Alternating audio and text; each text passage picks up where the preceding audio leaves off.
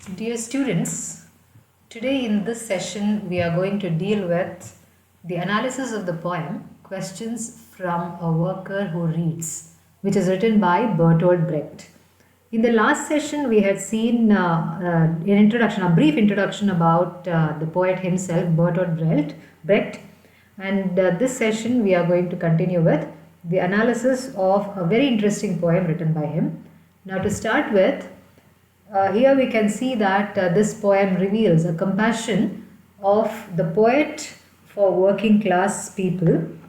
Through a series of questions, the speaker questions the great achievements and marvelous creations ascribed to the kings, that is, the representative of the rich class, in our history books. In our reading of history, the workers are ignored.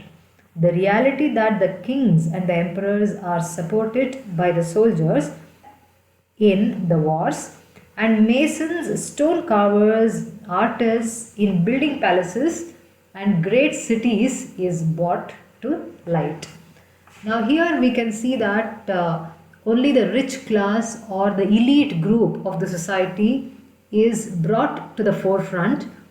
The ones who have contributed physically in the form of physical labor, they are never considered in the history books. They are never brought to light, they are not mentioned at all in the history books. Their contribution is not considered at all in the history books. This is what the poet is trying to say. Now, they don't mention the labor class in any of the history books, and the poet questions the authenticity of such history books. Poet gives a lot of examples of many kings in the poem. The kings like Philip of Spain, Julius Caesar, Alexander the Great, Frederick II.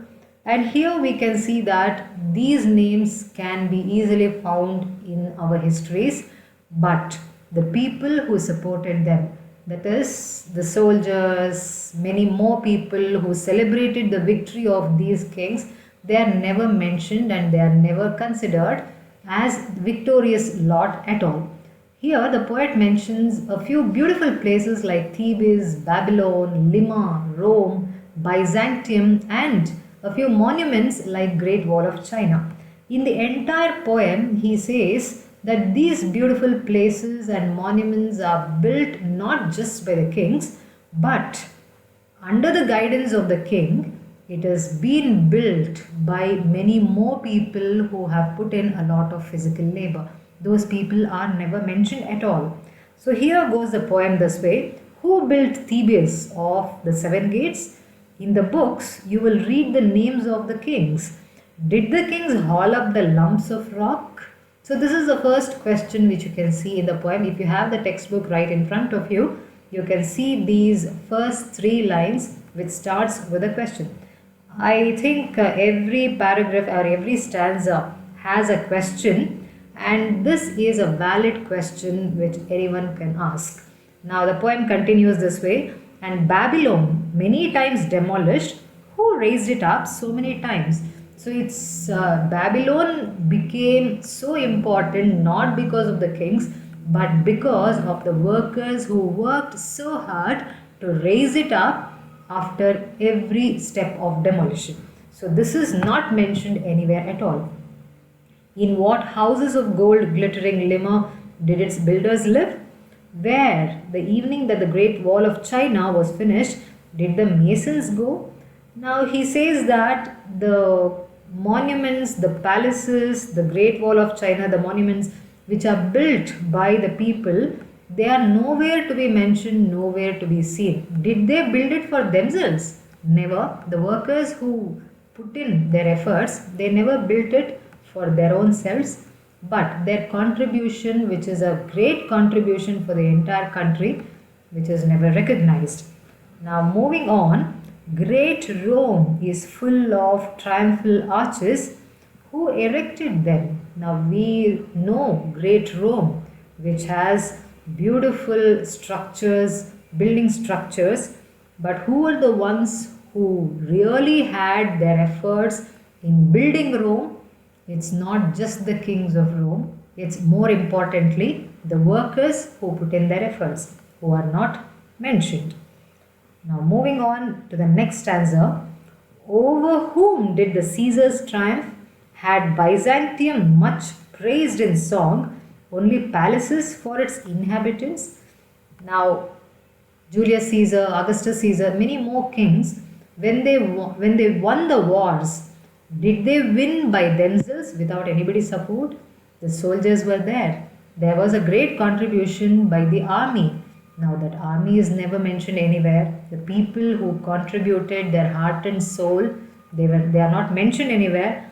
Only the king's name is taken as a victorious person. So the poet feels that justice is not given, justice is not done to the labor class at all.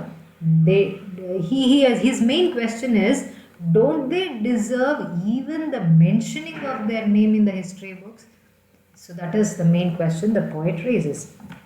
Now moving ahead, even the fabled Atlantis, the night that the ocean engulfed it, the drowning still cried out for their slaves.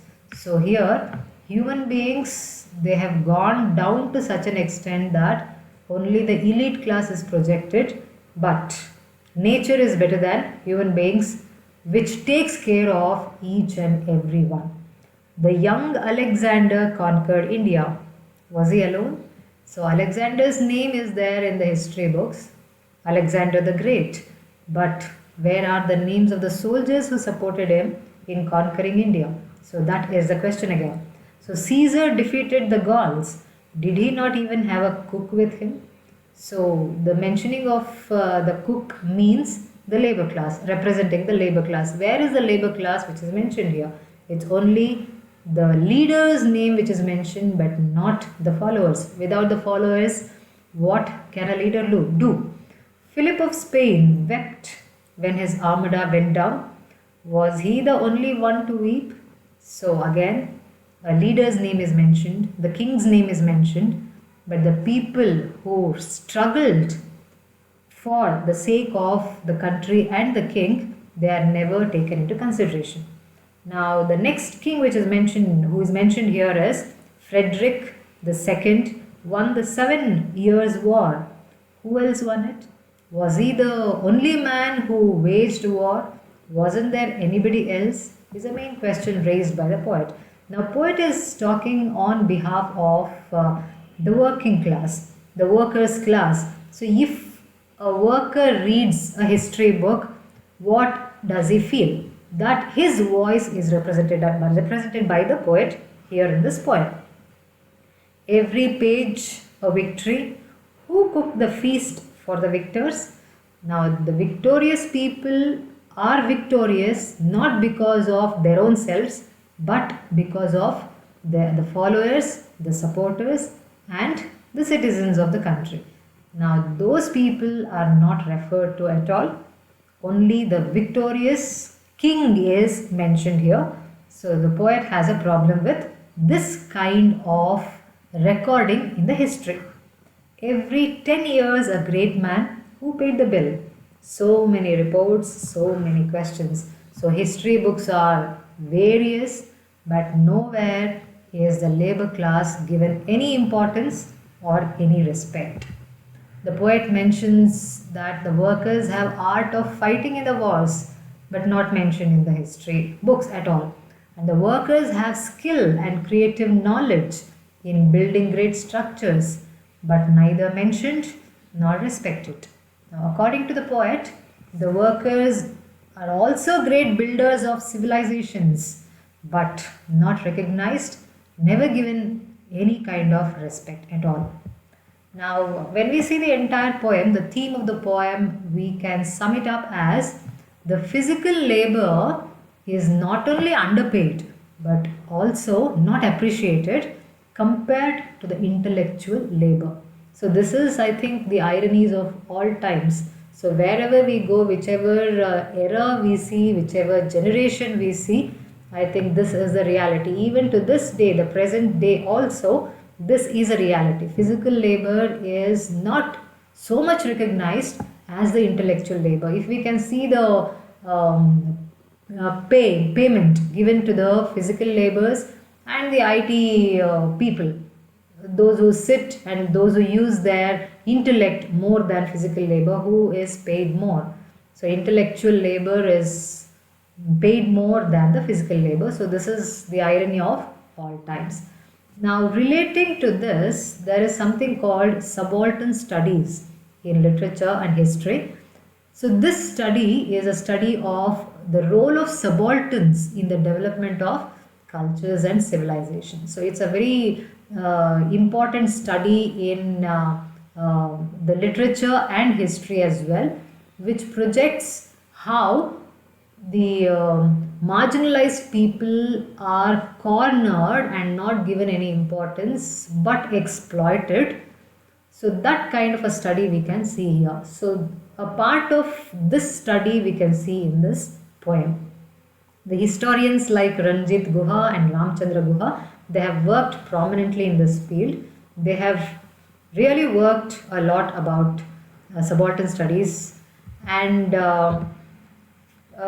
we can consider this poem as a poem which is a part of subaltern studies, because a subaltern point of view can be seen in this poem. So the word subaltern can also be seen in the poem, because this poem, the poet speaks on behalf of the marginalized section, that is the neglected section, the cornered section of the society. So this is all about the poem. I hope the analysis of the poem is clear to everyone. We can consider the annotations, short questions and the language components in the coming sessions. Thank you very much.